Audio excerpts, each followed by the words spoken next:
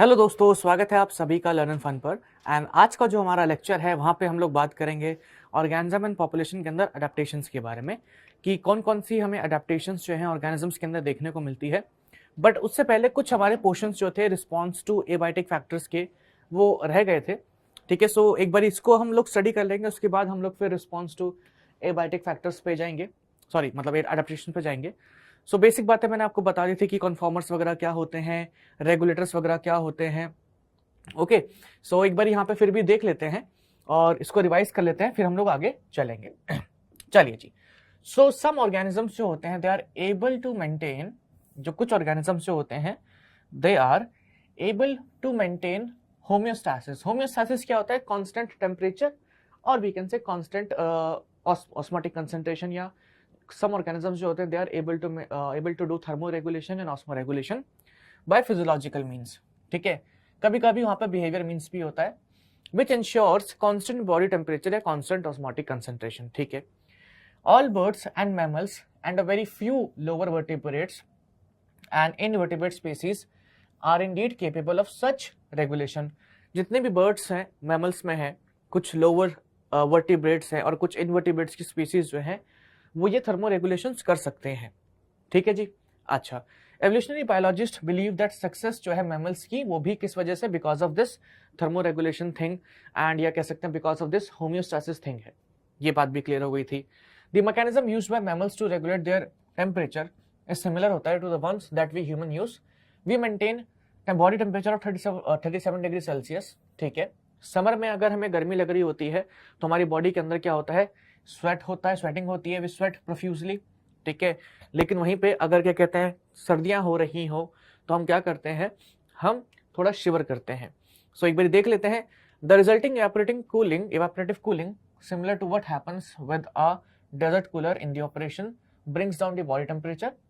In winter when temperature is much lower than 37 degree Celsius we start to shiver। शिवर क्या है? एक kind of exercise है जो produce करती है हीट एंड रेज करती है the body temperature. Okay, plants on the other hand do not have such mechanisms to maintain their internal temperatures. So plant के पास ऐसे मैकेनिज्म्स नहीं है। सो रेगुलेटर्स हमारे कौन से थे? एप्स थे, मैमल्स थे एंड कुछ वर्टिब्रेट्स थे और लोअर इनवर्टिब्रेट्स थे। लेकिन बाकी जो है दैट इज 99% ऑफ जो हमारे एनिमल्स बचे हुए हैं, ठीक है, एंड जो हमारे प्लांट्स हैं, ऑल प्लांट्स ये अपना कांस्टेंट इंटरनल टेम्परेचर मेंटेन नहीं कर सकते। इनका बॉडी टेम्परेचर जो होता है वो चेंज करता है किसके साथ? विद द एम्बिएंट टेम्परेचर या कह सकते हैं विद द सराउंडिंग टेम्परेचर। ठीक है, सो ये हमारे क्या है? कन्फॉर्मर्स है। रेगुलेटर्स जो थे उनका body temperature was constant. Regulators का बॉडी टेम्परेचर जो था वो कांस्टेंट रहता है, या कह सकते हैं वो अपना एक्सटर्नल इन्वायरमेंट के बेसिस पे इंटरनल इन्वायरमेंट को चेंज नहीं करते हैं। They have mechanism to maintain homeostasis. लेकिन कन्फॉर्मर्स जो होते हैं उनका बॉडी टेम्परेचर या कह सकते हैं ऑस्मोटिक कंसंट्रेशन जो है वो चेंज करता है विद द एम्बिएंट टेम्परेचर और we can say ambient osmotic concentration. Okay, in aquatic animals the osmotic concentration जो है किसकी? Of the body fluids change with that of the ambient air. ठीक है, या वाटर ऑस्मोटिक कंसंट्रेशन। अच्छा, these animals and plants are simply conformers. Considering the benefits of constant internal environment to organism, we must ask why these conformers had not evolved to become regulators। See, अब क्या है कि internal environment maintain करने के बहुत सारे benefits हैं, body जो है एफिशिएंटली वर्क करती है, ठीक है, ऑर्गेनिज्म की। तो यहाँ पे ये बात बोला है कि considering the benefits of internal environment to organism why these conformers had not evolve to become regulators. ये जो कन्फॉर्मर्स हैं वो रेगुलेटर्स क्यों नहीं बने, या सारे के सारे जो हमारे कन्फॉर्मर्स हैं वो रेगुलेटर्स क्यों नहीं बने? क्योंकि जाहिर सी बात है कि इंटरनल जो कंडीशंस हैं, इंटरनल जो कह सकते हैं इन्वायरमेंट का जो बेनिफिट है वो ये है कि आपकी बॉडी जो है वो ऑप्टिमम फंक्शन करेगी, आप कहीं पे भी रहे। लेकिन यहाँ पे तो नहीं कर रही है, तो फिर ये क्यों नहीं हुआ रेगुलेटर्स में चेंज? तो उसके मल्टीपल रीजंस थे कि यहाँ पे इनकी बॉडी के अंदर ऐसा मैकेनिज्म नहीं था, या क्योंकि आप ऐसे भी कह सकते हैं कि अगर किसी को अपना बॉडी टेम्परेचर रेगुलेट करना होता है, ठीक है, तो काफी एनर्जी एक्सपेंसिव प्रोसेस है, एनर्जी एक्सपेंसिव प्रोसेस है। और ये जो हमारे प्लांट्स होते हैं, बाकी के जो एनिमल्स हैं एक्सेप्ट मैमल्स एंड बर्ड्स, वो इतनी सारी एनर्जी जो है वो नहीं जनरेट कर पाते हैं। That's why because of this वो कांस्टेंट बॉडी टेम्परेचर मेंटेन नहीं कर पाते हैं। Recall the human analogy we used above, as much as they like, how many people can afford air conditioner. तो जैसे कि हम लोगों ने लास्ट लेक्चर में एक एनालॉजी कह सकते हैं, एक एग्जाम्पल समझा था कि यार अगर किसी इंसान को ठंड लग रही है तो वो हीटर खरीद लेता है, अगर किसी इंसान को गर्मी लग रही है तो वो एसी खरीद लेता है। बट यहाँ पे एक पॉइंट ये भी है ना कि कितने लोग या कितने इंसान ऐसे हैं जो एसी या हीटर खरीद सकते हैं। सब तो नहीं खरीद सकते, सबके पास तो वैसे नहीं है, ठीक है। तो वही प्रॉब्लम है कि जो हमारे ये ऑर्गेनिजम्स होते हैं कन्फॉर्मर्स, ये काफ़ी एनर्जी कंज्यूम करके रखते हैं, इनके पास इतनी एनर्जी नहीं होती है कि अपनी बॉडी का इंटरनल कंडीशन को ये मेंटेन कर पाएँ। Many people can afford an air many simple sweat it out and resign themselves to support sub optimum performance in hot summer months, ठीक है।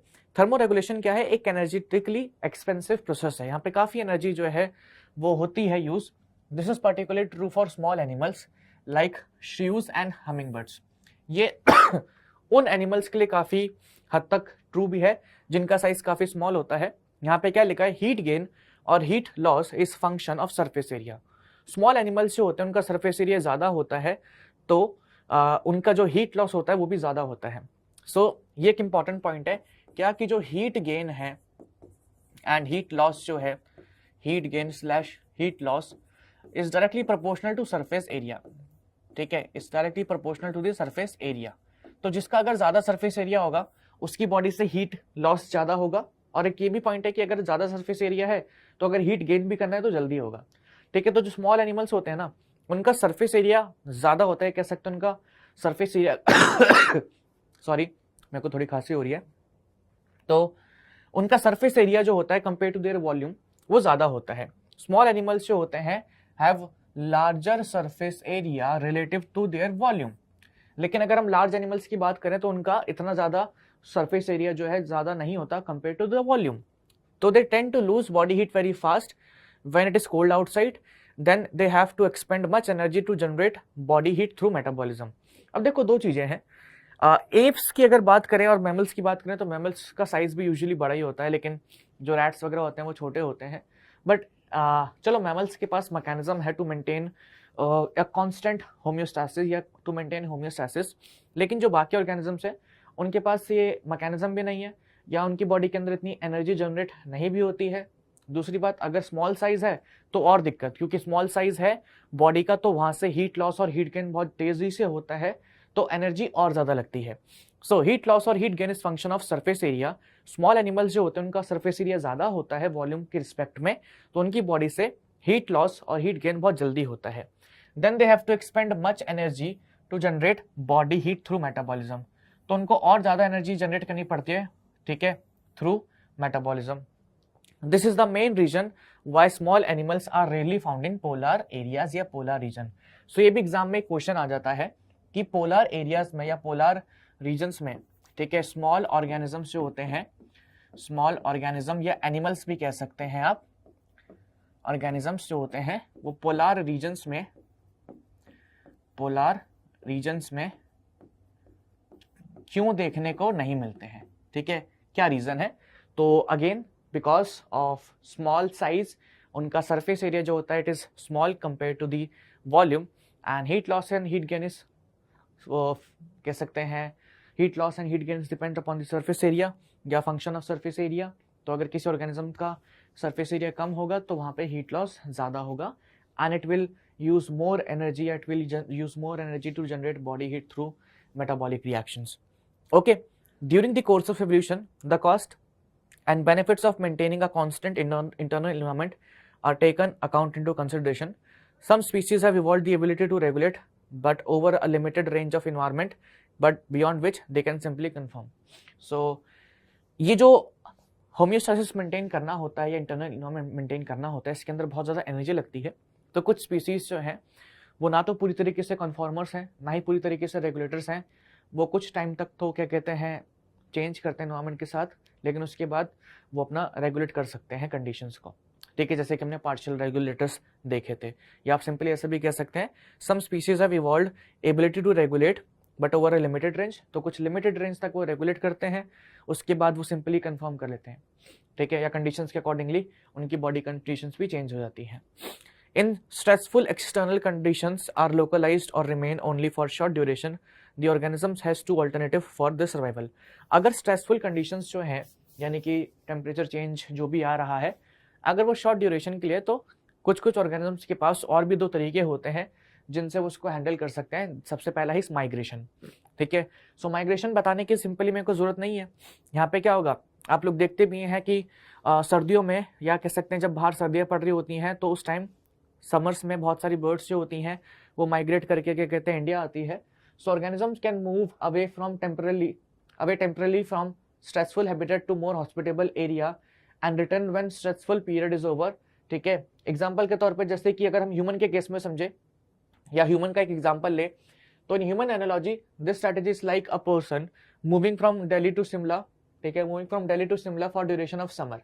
मैनी एनिमल्स पर्टिकुलरली बर्ड्स जो होती हैं during winters undertake long distance migration to more hospitable area, have every winter जो होता है the famous किलाडो national park या क्योलाडो national park Bharatpur इन Rajasthan host करता है thousands of migratory birds coming from Siberia and other extremely cold northern regions। तो बहुत मतलब क्या कहते हैं समय से ऐसा हो रहा है कि जो हमारा किलाडो नेशनल पार्क है वहाँ पे बहुत सारी बर्ड्स हम लोगों को देखने को मिलती हैं जो साइबेरिया से आती हैं विंटर्स में। अब आप बोलेंगे भैया विंटर्स में ही तो आ रही हैं, तो उनको बेनिफिट क्या है? देखो जितना भी हो, अब इंडिया के अंदर विंटर्स का अगर टेम्परेचर देखा जाए तो it is not less than 0। हाँ ठीक है, मतलब 4 डिग्री सेल्सियस 5 डिग्री सेल्सियस कुछ कुछ जगहों पे जैसे कि दिल्ली एंड क्या कहते हैं आसपास वाले रीजन होते हैं, सो वहाँ पे वो 2 डिग्री सेल्सियस भी चले जाता है, बट वो 0 से कम नहीं जाता है, माइनस में नहीं जाता। ये जो साइबेरियाज होते हैं या वहाँ पे वो तो टेम्परेचर जो होता है -10 माइनस कभी कभी 20 भी चले जाता है, तो कहीं ना कहीं उनके लिए this region is more hospitable, ठीक है। तो विंटर्स में अगर जैसे वहाँ पे विंटर्स में बहुत ज़्यादा सर्दी पड़ रही है तो वहाँ से माइग्रेट करके इंडिया आ जाती हैं, ठीक है, और फिर वो कुछ टाइम तक रहती हैं। जैसे कंडीशंस फिर इस साल मतलब जैसे उनको फील होता है कि नहीं अच्छा इतना टाइम हो चुका है, अब वहाँ पे टेम्परेचर 0 के अराउंड हो गया होगा या मतलब वहाँ पे टेम्परेचर ठीक ठाक हो गया होगा, तो फिर वो वापस चली जाती हैं, ठीक है। सो माइग्रेशन वगैरह एक फंडा है जिसकी हेल्प से अपने ऑर्गेनिजम्स जो है इन कंडीशंस को अवॉइड कर सकते हैं या इन कंडीशन से बच सकते हैं। फिर एक होता है सस्पेंड। सस्पेंड में क्या है, in bacteria fungi and lower plants various kind of thick walled spores are formed. तो बहुत थिक वॉल्ड स्पोर्स जो होते हैं वो बनते हैं which help them to survive unfavourable conditions. ये जर्मिनेट करते हैं on availability of suitable environment,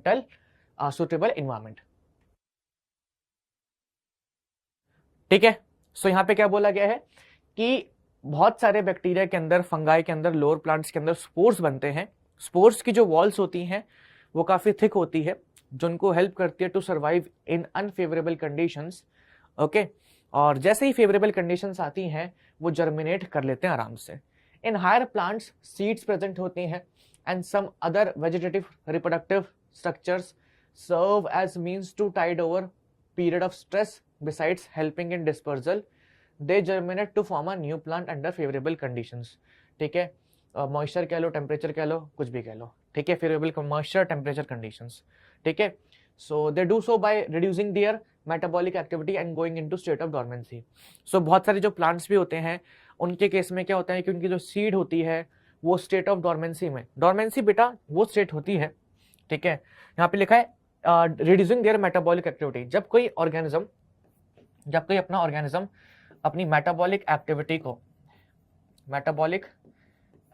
को क्या कर ले, बहुत ज्यादा रिड्यूस कर ले, तो उसको हम कहते हैं डॉर्मेंट।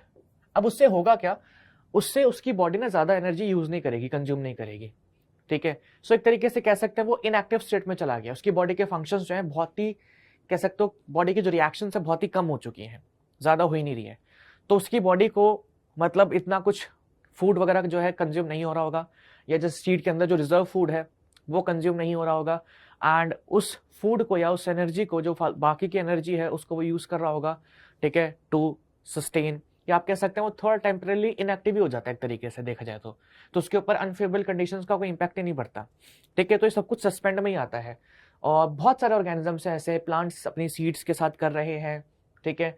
एक हमारे ऑर्गेनिज्म होते हैं जिसको हम कहते हैं जू प्लैंक्टन्स, तो वो मेरे ख्याल से आगे यहाँ पे होगा, ठीक है, डायपॉस का, हाँ है यहाँ पे, उसके बारे में भी बात करेंगे। बट आप प्लीज इसको याद रखिएगा कि सीड्स जो होती हैं प्लांट की उनके अंदर हम लोगों को डोरमेंसी देखने को मिलता है। डोरमेंसी क्या है? जहाँ पे अपने मेटाबॉलिक एक्टिविटी जो होती हैं वो बहुत ज़्यादा कम कर लेती हैं, ठीक है, और एक तरीके से इनएक्टिव हो जाते हैं वो। ओके जी। अच्छा, अब यहाँ पे आगे चलें। यहाँ पे देखिए, in organism if unable to migrate might avoid stress by escaping in time. उस टाइम के दौरान वो छुप जाते हैं, कहीं चले जाते हैं, ठीक है, जैसे कि आपने बियर्स को देखा होगा हाइबरनेशन में जाते हुए ड्यूरिंग विंटर्स, ठीक है। अच्छा, और आपने देखा होगा फिशेस को, स्नेल्स को, फ्रॉक्स को एस्टिवेशन में जाते हैं to avoid summers related heat problems and desiccation. Under unfavourable conditions क्या होता है, बहुत सारे जू प्लैंक्टन्स भी जो होते हैं किसके अंदर, लेक्स के अंदर, पॉन्ड्स के अंदर, known to enter diapause a stage of suspended development, ठीक है। तो डायोपॉस के केस में क्या होता है, सस्पेंडेड डेवलपमेंट। डायोपॉस क्या है, अ स्टेज ऑफ या stage where development of organism get suspended.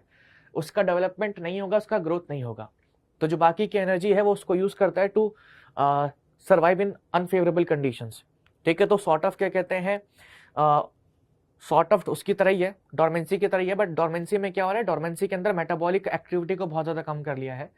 यहाँ पे मेटाबॉलिक एक्टिविटी तो हो रही है बट बॉडी की ग्रोथ एंड डेवलपमेंट नहीं हो रही है। तो बाकी की जो मेटाबॉलिक एक्टिविटी से हीट जनरेट हो रही है उसको वो सर्वाइव करने में खुद को यूज करता है, ठीक है। सीड ने तो मेटाबॉलिक एक्टिविटी को ही कम कर दिया था, यहाँ पे मेटाबॉलिक एक्टिविटी कम नहीं हुई है, यहाँ पे बॉडी का डेवलपमेंट रोक दिया गया है कि बॉडी और डेवलप नहीं करेगी, हम सेल डिवीजन नहीं करेंगे, हम ग्रोथ नहीं करेंगे, हम जितने हैं उतने रहेंगे, हम रिप्रोड्यूस नहीं करेंगे। सो डेवलपमेंट नहीं होगा यहाँ पे। तो जो बाकी की मेटाबॉलिक रिएक्शन है वो हो रही है और डेवलपमेंट में जो एक्स्ट्रा एनर्जी लगती है वो यूज नहीं होगी, और वो यूज नहीं होगी वहाँ पे तो जाहिर सी बात है कि उसको यूज कर सकते हैं टू अपना बॉडी टेम्परेचर मेंटेन करने के लिए, ठीक है। सो दिस इज हमारा डायोपॉस। सो डायोपॉस क्या है, स्टेज ऑफ सस्पेंडेड डेवलपमेंट, और वहाँ पे क्या है कि इन केस ऑफ डोरमेंसी क्या है, वो वहाँ पे मेटाबॉलिक एक्टिविटीज रिड्यूस हो जाती हैं। यहाँ पे मेटाबॉलिक एक्टिविटीज के ऊपर इतना इम्पैक्ट नहीं पड़ता, मेटाबॉलिक एक्टिविटीज होती रहती हैं, डेवलपमेंट रुक जाता है बस ऑर्गेनिज्म का, ठीक है। तो आप कहेंगे भैया कहीं ना कहीं मेटाबॉलिक एक्टिविटी जो है वो डेवलपमेंट से रिलेटेड ही है, क्योंकि मेटाबॉलिक रिएक्शंस हो रही हैं, सो होंगी तो ऑर्गेनिज्म का डेवलपमेंट तो होगा ना।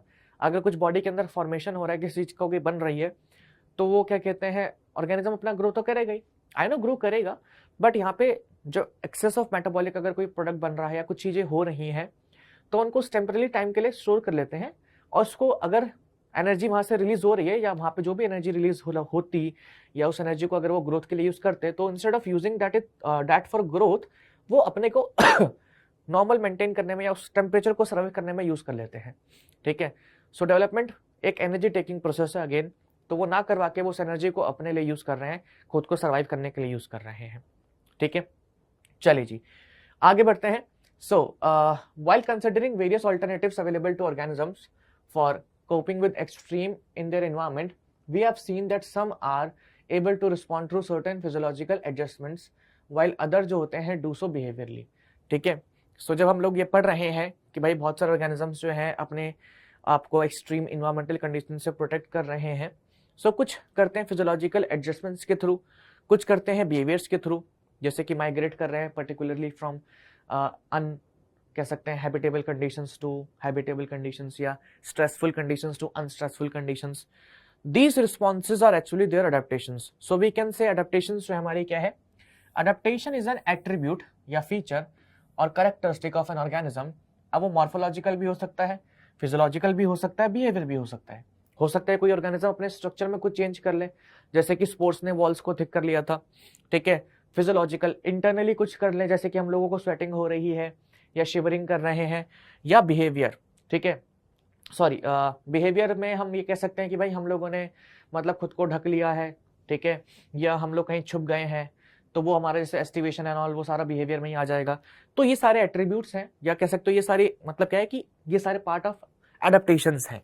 सो एडेप्टेशन क्या है, एट्रीब्यूट ऑफ एन ऑर्गेनिज्म या फीचर ऑफ एन ऑर्गेनिज्म जो उसको एनेबल करता है to survive and reproduce in its habitat, ठीक है। तो ऐसे जो फीचर्स होते हैं जो किसी ऑर्गेनिज्म को सर्वाइव करने में और रिप्रोड्यूस करने में हेल्प करते हैं इन इट्स हैबिटेट, उसको हम कहते हैं एडेप्टेशंस, ठीक है। So adaptations are nothing but attribute और we can say features of organism जो उसको उस पर्टिकुलर हैबिटेट के अंदर सर्वाइव करने में हेल्प कर रहे हैं, ठीक है। अब हम चलते हैं आगे की तरफ और नेक्स्ट एडेप्टेशंस के बारे में थोड़ा डिटेल में जानते हैं। चलिए जी, सो अब यहां से हमारा एडेप्टेशन वाला फंडा जो है वो शुरू हो रहा है, तो उसको हम जरा अच्छे तरीके से देख लेते हैं। चलिए, okay, so many adaptation have evolved over a long evolutionary time and are genetically fixed। बहुत सारी एडेप्टेशंस ऐसी हैं, ठीक है, जो ओवर द पीरियड इवॉल्व हुई हैं। अब वो ऐसी हो गई एडेप्टेशन कि वो जीन्स के थ्रू पास होने लग गई है, ठीक है, from one generation to next generation वो पास ऑन होने लग गई हैं, ठीक है। एग्जाम्पल के तौर पे, in absence of extreme source of water, अगर क्या कहते हैं एक्सटर्नल सोर्स ऑफ वाटर, अगर एक्सटर्नल सोर्स ऑफ वाटर नहीं होता है तो जो कैंगरू रैट होता है ना हमारा, कैंगरू रैट इन नॉर्थ अमेरिका, वो क्या करता है डेजर्ट्स के अंदर, is capable of meeting all it's water requirement through internal fat oxidation. तो फैट के ऑक्सीडेशन के अंदर वाटर जो होता है वो बाय प्रोडक्ट बनता है, तो उस वाटर को वो यूज करता है एज अ सोर्स ऑफ, मतलब या उसको उस बाय प्रोडक्ट को वो यूज करता है as a source of water. तो ये क्या एक तरीके का अडेप्टेशन है। It also has ability to concentrate its urine so that minimal value of water is used to remove excretory products. So अब आपको ये लग रहा होगा कि भैया अडेप्टेशंस में सवाल कैसे पूछेंगे, सो आपको सिंपली बोलेंगे what are the different type of adaptation जो है adopted by organisms to survive in harsh environments, ठीक है, कि कैसे कोई ऑर्गेनिजम्स जो होते हैं वो क्या क्या कर सकते हैं। तो वहां पे आप सबसे पहले अडेप्टेशंस का डेफिनेशन देंगे कि एक एट्रीब्यूट है, एक फीचर ऑर्गेनिज्म का, ठीक है, which can be morphological, physiological और बिहेवियर, जो ऑर्गेनिजम्स को हेल्प करता है to survive in harsh environment, ठीक है। ओके, सो अब आगे चलते हैं। अब वहां पे आप एग्जांपल दे देंगे किसका, कैंगरू रैट का, कि कैंगरू रैट जो है हमारा वो नॉर्थ अमेरिका के डेजर्ट्स में रहता है, और अगर उसको पानी की कमी होती है तो उसको वो फुलफिल करता है किसके थ्रू, इंटरनल फैट ऑक्सीडेशन के थ्रू। और जो इंटरनल फैट होता है, या कह सकते हैं इंटरनल फैट ऑक्सीडेशन का जो बाय प्रोडक्ट होता है तो वाटर होता है, तो उससे वो अपनी पानी की कमी को पूरी करता है।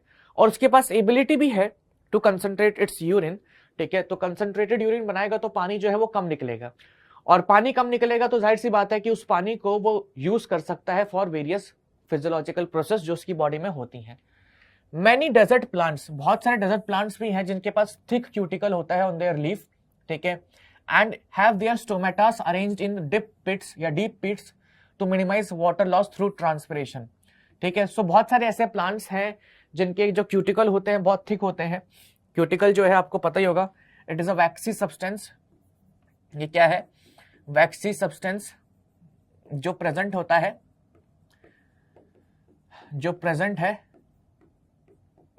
Above epidermis. सो एपिडर्मिस के ऊपर प्रेजेंट होता है ये वैक्सी सब्सटेंस, ठीक है। अच्छा जी, तो बहुत सारे जो लीव्स होती हैं उसके अंदर ये क्यूटिकल जो होता है बहुत थिक होता है। स्टोमेटास जो होते हैं they are arranged in deep pits. तो जैसे कि मान लो ये अपर एपिडर्मिस है, ये लोअर एपिडर्मिस है, तो लोअर एपिडर्मिस में ऐसे डीप पिट्स बने होते हैं, ठीक है। जो लोअर एपिडर्मिस होता है उसके अंदर ऐसे डीप पिट्स बने होते हैं, ऐसे यहाँ पे डीप पिट्स बने होते हैं। और स्टोमेटा जो होता है ना, यहाँ पे प्रेजेंट होते हैं स्टोमेटास, यहाँ पे अंडर पिट्स में, ठीक है। इससे क्या बेनिफिट होगा, पिट्स में प्रेजेंट होने से स्टोमेटा का क्या बेनिफिट होगा, देखो पानी जो है ना वो कम निकलेगा। जैसे मान लो कि यहाँ पे अगर धूप पड़ रही है तो स्टोमेटास ऊपर तो है नहीं, नीचे धूप इतनी आएगी नहीं, तो प्लांट्स को धूप थोड़ी कम फील होती है, टेम्परेचर कम फील होता है, तो वाटर लॉस जो होता है काफी कम होता है। ऊपर से यहाँ पे इनके ना ये ट्राइकोम्स वगैरह भी होते हैं, हेयर लाइक स्ट्रक्चर्स भी होते हैं जो और पानी को बाहर निकलने नहीं देते हैं, ठीक है। तो जो ट्राइकोम्स होते हैं ना स्टेम के ऊपर हेयर्स, तो वहां पे ट्राइकोम्स भी प्रेजेंट होते हैं। तो अगर पानी निकलता भी है तो इसी पिट के अंदर जो है वेपर्स अगर निकलते भी हैं तो उसी पिट के अंदर रहते हैं एंड ज्यादा वेपर्स नहीं निकलते हैं। सो डीप पिट्स में स्टोमेटस प्रेजेंट होता है, इसको हम संकन स्टोमेटा भी कहते हैं। They also have specialised photosynthetic pathway जिसको हम कहते हैं कैम पाथवे। आप लोगों ने क्लास 11th में क्रैसुलेशन एसिड मेटाबॉलिज्म पढ़ा होगा। तो क्रैसुलेशन एसिड मेटाबॉलिज्म में क्या होता है, जो डेजर्ट प्लांट्स होते हैं हमारे, ठीक है, वो स्टोमेटस को ना दिन में बंद रखते हैं, क्योंकि पता है भाई दिन में बहुत गर्मी है तो स्टोमेटा अगर खुले रहेंगे तो बहुत ज्यादा पानी निकल जाएगा, तो दिन के अंदर वो स्टोमेटा बंद रखते हैं। अब आप बोलोगे भैया मतलब दिन के अंदर उनके अंदर फोटोसिंथेसिस भी नहीं होता, तो ऐसा नहीं है, होता है। तो किस तरीके से होता है इसको जरा समझने की कोशिश करिए कि वो क्या करते हैं ना, वो स्टोमेटस रात को खोलते हैं, तो रात को स्टोमेटस खोलते हैं तो सारी की सारी CO2 जो है जितनी लेनी होती है ले लेते हैं, ठीक है। उन्होंने रात को स्टोमेटा खोला, CO2 जो है तो उसको इनहेल कर लिया, और इसको मैलिक एसिड की फॉर्म में स्टोर कर लिया, मैलिक एसिड की फॉर्म में इसको स्टोर कर लिया। ठीक है, अब क्या होगा, जैसे ही दिन होगा या जैसे ही नेक्स्ट डे होगा, ठीक है, या डे टाइम आएगा, जब डे टाइम पे तो लाइट रिएक्शन होगा अपना, लाइट रिएक्शन।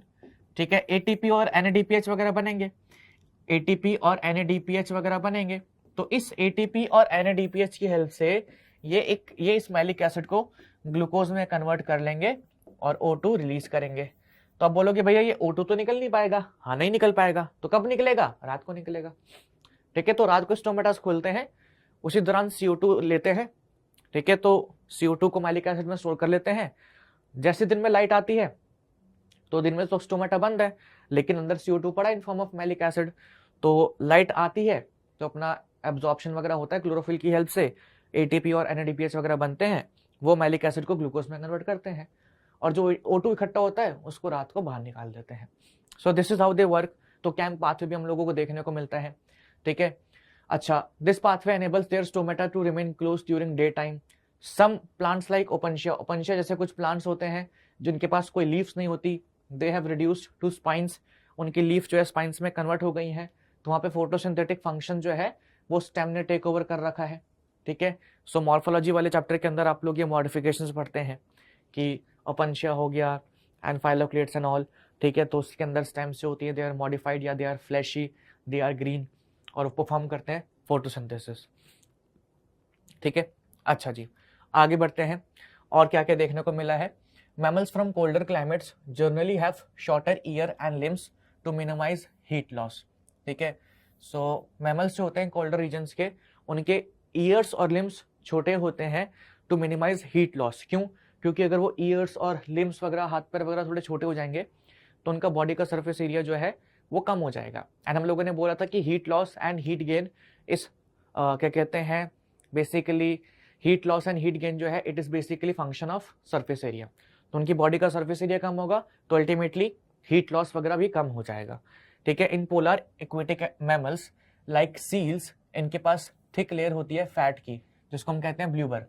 तो नीट में कभी कभी पूछा गया है कि ब्ल्यूबर जो होता है क्या होता है? So a thick layer of fat below the skin that act as insulator and reduce करता है बॉडी या लॉस ऑफ बॉडी हीट। ठीक है, तो ये सारी चीजें भी हम लोगों को देखने को मिलती है। बॉडी हीट को बाहर निकलने से वो रोक रहा है। अब जैसे एक एग्जांपल है ह्यूमंस का, सम ऑर्गेनिजम्स पोजेस करते हैं adaptations that are physiological. Physiological यानी कि बॉडी के अंदर जो चेंजेस आते हैं उसको हम फिजियोलॉजिकल कहते हैं। मॉर्फोलॉजिकल क्या है? जो बेसिकली हम लोग कह सकते हैं स्ट्रक्चर में, बॉडी के स्ट्रक्चर में चेंज आ रहे हैं। फिजियोलॉजिकल यानी कि बॉडी के फंक्शंस में चेंज आ रहे हैं। एंड बिहेवियर तो आपको पता है कि बिहेवियर कोई पैटर्न चेंज हो रहा है या उसका उठने बैठने का तरीका चेंज हो रहा है, तो दैट इज बिहेवियर। ठीक है, सो फिजियोलॉजिकल में that allow them to respond quickly to stressful situation. जैसे कि एग्जांपल के तौर पे, if you had ever been to high altitude place जैसे कि Rohtang Pass near Manali and Leh, you must have experienced what is called altitude sickness. कभी आप घूमने गए होंगे कहाँ पे, मनाली या लेह लद्दाख, या कभी जाएंगे तो वहां पे आप देखेंगे आपको एक प्रॉब्लम होगी, एल्टीट्यूड सिकनेस। आपको वहां पे सांस लेने में परेशानी होगी। अच्छा, क्यों होगा? क्योंकि हाई एल्टीट्यूड वाली प्लेस है, वहां पे ऑक्सीजन जो है उसका कह सकते हैं एटमॉस्फेरिक कंसंट्रेशन कम होता है, तो आपको सांस लेने में दिक्कत होगी। एग्जाम्पल के तौर पे अगर यहाँ पे प्लेन्स पे 100 यूनिट्स है ऑक्सीजन की, तो वहां पे मान लो कि 70 यूनिट्स होंगी, 60 यूनिट्स ऑफ ऑक्सीजन प्रेजेंट होंगी। ठीक है, तो वहां पे थोड़ा सांस लेने में दिक्कत होती है। तो अब इसमें क्या है कि इस केस में हमें थोड़ा नौशिया फील होता है, फटीग फील होता है, हार्ट पाल्पिटेशंस होती हैं। This is because the low atmospheric pressure of high altitudes, the body does not get enough oxygen. लेकिन क्या होता है कि जैसे हम वहां पे जाते हैं तो हमारी बॉडी जो है ना वो धीरे धीरे करके आरबीसीज का प्रोडक्शन इंक्रीज कर देती है। अब तुम खुद सोचो कि मान लेते हैं एग्जांपल के तौर पे, जब हम प्लेन्स पे थे तो हमारे पास 100 यूनिट ऑफ O2 था और 100 यूनिट ऑफ आरबीसी है। जब हम माउंटेन्स पे गए तो 70 यूनिट्स O2 का हो गया और आरबीसी तो सेम ही है, तो दिक्कत तो होगी, सांस लेने में थोड़ी तो दिक्कत होगी, O2 कम आ रही है। लेकिन अगर मैं आरबीसी को कर दूं 200 यूनिट्स, ठीक है, तो जाहिर सी बात है कि ये आरबीसीज अब ज्यादा हीमोग्लोबिन कैरी कर रहे हैं, तो वो कम ऑक्सीजन को भी अच्छे तरीके से कैरी करेंगे। या कम ऑक्सीजन अगर है भी तो उसके साथ हीमोग्लोबिन बाइंड करने के लिए बहुत सारा है, तो वो ज्यादा या सफिशिएंट हीमोग्लोबिन जो है ऑक्सीजन के साथ जुड़ जाएगा and sufficient supply of oxygen होगा। तो यही होता है कि बट द बॉडी जो होती है ग्रेजुअली एक्लेमेटाइज मतलब कि उसी सिचुएशन में हमारी जो बॉडी होती है वो ढल जाती है, अडॉप्ट कर लेती है और आरबीसीज का प्रोडक्शन काफ़ी बढ़ा देती है, ठीक है। सो हमारा प्रॉब्लम जो होता है ऑक्सीजन प्रॉब्लम वो सॉल्व हो जाता है। The body compensate low oxygen availability कैसे? By increasing red blood cell production और decreasing the binding affinity of haemoglobin, ठीक है, and by increasing the breathing rate, ठीक है। सो बेसिकली क्या करते हैं, बॉडी जो होती है कंपनसेट कैसे करती है? Low availability by increasing the red blood cell production, ठीक है, और decreasing the binding affinity of haemoglobin by increasing the breath rate and by, वैसे तो यहाँ पे इंक्रीजिंग ही होना चाहिए, ठीक है, गलती से उन्होंने डिक्रीजिंग लिख दिया है, तो जो बाइंडिंग एबिलिटी होती है वो भी इंक्रीज ही करती है, तभी हमारा काम बनेगा। तो इसको मैं यहाँ पे इंक्रीजिंग लिख देता हूँ, ठीक है, इसको हम यहाँ पे इंक्रीजिंग मेंशन कर देते हैं, इंक्रीजिंग द बाइंडिंग, क्योंकि अगर आप आरबीसीज का नंबर बढ़ा रहे हैं तो आपका हीमोग्लोबिन बढ़ेगा, हीमोग्लोबिन बढ़ेगा तो आपकी बाइंडिंग एफिनिटी जो है ऑक्सीजन के साथ वो भी बढ़ जाएगी, ठीक है, और साथ ही साथ आपका ब्रीदिंग रेट भी फास्टर हो जाता है। तो जो वहाँ पे हाई एल्टीट्यूड पे लोग जो रहते हैं, ठीक है, उनका अगर आप ब्लड टेस्ट करते हैं तो हमारी बॉडी के अंदर तो 5 से 5.5 मिलियन आरबीसीज देखने को मिलते हैं, उनकी बॉडी के अंदर आरबीसीज ज़्यादा मिलते हैं और उनका थोड़ा ब्रीदिंग रेट भी थोड़ा ज़्यादा होता है, ठीक है। In most animals the metabolic reactions and hence all physiological functions proceed करते हैं optimally at narrow range of temperature, या कह सकते हैं 37 degree Celsius. But there are microbes जो क्या कहते हैं हाई टेम्परेचर पे भी रहते हैं, ठीक है, हॉट स्प्रिंग्स में रहते हैं, डीप सी थर्मल वेंट्स में रहते हैं, जिनका टेम्परेचर मोर देन 100 डिग्री सेल्सियस होता है। सो अब ये सवाल है कि वो कैसे पॉसिबल है। तो जाहिर सी बात है कि जैसे हम लोगों ने पहले डिस्कशन किया था कि जो एंजाइम्स होती हैं वो नैरो रेंज ऑफ टेम्परेचर में काम करती हैं। तो ये जो हमारे एंजाइम बैक्टीरियाज हैं जो हॉट सल्फर स्प्रिंग्स में रह रहे हैं इनकी बॉडी के एंजाइम जो है वो वर्क ही करती है किस पे? 100 डिग्री सेल्सियस पे, वो उससे कम टेम्परेचर पे वर्क ही नहीं कर सकती। तो उनकी एंजाइम्स, बॉडी एंजाइम्स कुछ इस तरीके से बनी है that they can work at high temperature पे, ठीक है, इसलिए उनको कोई दिक्कत नहीं आती है। ओके, मैनी फिशेस थ्राइव करती है in Antarctica waters where temperature जो होता है is always below zero. How they manage to prevent their body fluids from freezing, तो उन अपने बॉडी फ्लूइड्स को फ्रीज करने से कैसे बचाती हैं? एक सिंपल सा एक तरीका जो है अपना उसको ट्राई करना कभी,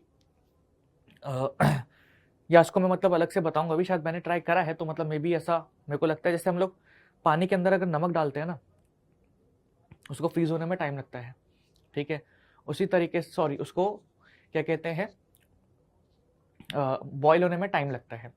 उसी तरीके से जब आपने देखा भी होगा कि कभी कभी क्या होता है ना कि जब रोड पे मतलब बहुत ज़्यादा बर्फ़ जम रही होती है, ठीक है, तो या किसी जगह पे बहुत ज़्यादा बर्फ़ पड़ रही होती है तो वहाँ पे सॉल्ट का वो करते हैं, छिड़काव करते हैं ताकि बर्फ़ अच्छे तरीके से ना जमे, ठीक है।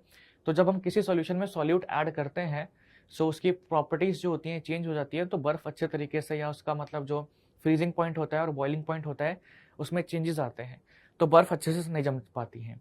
तो जो हमारी फिशेज़ होती हैं वो अपनी बॉडी के अंदर बहुत ज़्यादा सॉल्यूट्स इकट्ठे कर लेती हैं या अपने बॉडी के सॉल्यूशंस के अंदर बहुत सारे आयंस इकट्ठे कर लेती हैं, जिस कारण उनका जो ब्लड है, ठीक है, वो फ्रीज नहीं होता है। और भी रीजंस होते हैं बट मैं पॉइंट्स में आपको एक टेबल दिखा दूंगा क्या क्या रीजंस होते हैं, बट आई विल सजेस्ट कि आप एक बार इसके ऊपर ना रिसर्च करना इन दो क्वेश्चंस के ऊपर कि कैसे कोई बैक्टीरिया जो है वो 100 डिग्री सेल्सियस पे जो है वो रह रहा है और कैसे कोई फिश जो है हमारी वो अंटार्कटिक वाटर्स में स्विम कर रही है जहाँ पे माइनस में वाटर्स का टेम्परेचर होता है और वो फिर क्या कहते हैं उनका बॉडी फ्लूइड वो जमता भी नहीं है, ठीक है।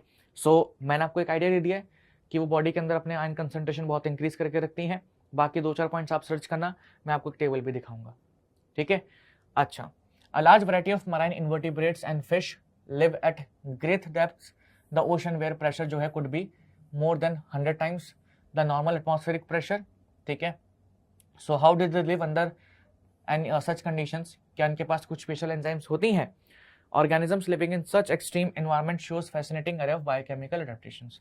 सो ऐसे जो कंडीशंस में रह रहे हैं उनके पास खतरनाक तरीके की अडेप्टेशंस होती हैं, अलग से ही अडेप्टेशंस होती हैं, ठीक है। तो आप लोगों को क्या करना है? कुछ नहीं करना है, आप लोगों को क्या कहते हैं एक बार इसके बारे में रिसर्च करनी है। आप लोगों को मिलता है तो it is well and good, नहीं मिलता तो मैं टेबल के अंदर आपको क्या कहते हैं पॉइंट्स लिख के भेज दूंगा, मतलब भेज के दूंगा, पॉइंट लिख के नेक्स्ट क्लास में दिखाऊंगा मैं, ठीक है, कि अच्छा ये जो हमारा बैक्टीरिया उसके अंदर ये फीचर्स हैं, ये जो हमारी फिश है उसके अंदर ये फीचर्स हैं, एंड ये जो हमारे डीप सी में या डीप ओशंस में जो ऑर्गेनिजम्स रह रहे हैं उनके अंदर ये चीज़ें हैं, ठीक है। नाउ कुछ ऑर्गेनिजम्स जो होते हैं वो बिहेवियर रिस्पॉन्स भी शो करते हैं, जैसे कि हमारी डेजर्ट लिजार्ड हो गई। तो ये क्या करती है, इसके पास फिजियोलॉजिकल एबिलिटी नहीं है, इसकी बॉडी के अंदर कोई इंटरनल मैकेनिज्म नहीं है टू रेगुलेट टेम्परेचर। तो ये क्या करती है, जैसे कि अगर टेम्परेचर बहुत ज़्यादा बढ़ जाता है उसके हैबिटेट में, तो ये जा करके ठंडी जगह पे छुप जाती हैं, ठीक है। सो इसके पास कोई फिजियोलॉजिकल एबिलिटी नहीं है that mammals have to deal with the high temperature but manage to keep their body temperature constant by behaviour. Means कैसे, they bask in sun and absorb heat when their body temperature drops below comfort zone. जब उनका body temperature comfort zone के नीचे चले जाता है तो धूप में रहती हैं, हीट को अब्जॉर्ब करती हैं, but move in shade when their ambient temperature start increasing. तो जब वो सर्दियों में मतलब शेड में यानी कि छांव में चली जाती है जब उनके आसपास का टेम्परेचर बढ़ने लग जाता है या उनकी बॉडी का टेम्परेचर बढ़ने लग जाता है, ठीक है। Some species are capable of burrowing into soil and hide and escape from above ground heat. तो कुछ कुछ स्पीसीज डेजर्ट में ऐसे भी होते हैं, कुछ कुछ स्नेक्स ऐसे भी होते हैं जो सॉइल के अंदर एकदम अंदर रेत के अंदर छुप के बैठ जाते हैं, पता भी नहीं लगता, आप उसके ऊपर से चले भी जाओगे आपको पता भी नहीं लगेगा, ठीक है। तो ऐसा भी करते हैं। चलिए, सो ये सारी की सारी अडेप्टेशंस थी।